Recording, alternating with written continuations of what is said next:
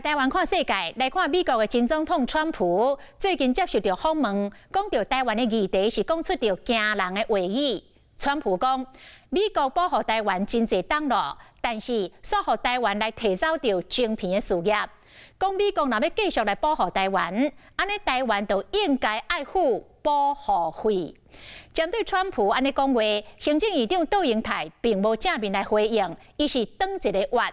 讲这个台海甲印太地区的和平稳定是台湾甲美国共同的责任。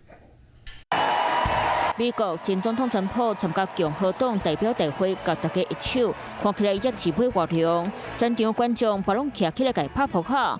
最近伊接受专访，嘛讲到台湾的议题。美国总统大选白热化，可以看到电视新闻都在讨论这次的选举。而共和党现在正式提名川普，他最近接受彭博商业周刊访问时说，台湾夺走了几乎100%的晶片事业，而美国什么都没得到。他还说，台湾应该要付给美国保护费。接受媒体访问到敢应该保卫台湾，川普讲台湾提走晶片业务，10年来替美国做什么？说来，若是要美国继续保卫台湾，那咧台湾就应该纳保护费。Trump will support China, and China will then attack Taiwan. I do believe cheap products are made all over the world.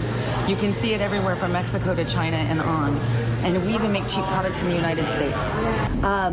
I think that Donald Trump sometimes speaks too quickly before analyzing what he says. Politically, I don't believe what he said is completely the facts of what he meant to say. 这是川普讲话这么直，台湾政府听到会安怎想？台海跟印太地区的和平稳定是我们共同的责任跟目标，我们愿意付出更多的责任，这是在防卫我们自己。保障我们的安全。强调台美关系未受到影响，不过这会让真侪人是介烦恼。卡出时到川普若当选，敢会影响晶片产业伫咱台湾发展？我认为我们有信心，这些高端的研发技术留在台湾，是对于这些产业现在最好的选择。有信心，甲人才留点伫咧台湾，因此卖伫咧明仔载头一摆召开经济发展委员会会期，比如提出能源政策含140项基础的建设，未来卖真就去拜访产业界，要甲台湾人讲，拼经济，中央会和民间合作，政府嘛准备好啊。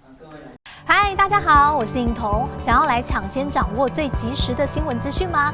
赶快订阅、按赞、开启小铃铛，锁定华视新闻的 YouTube 频道。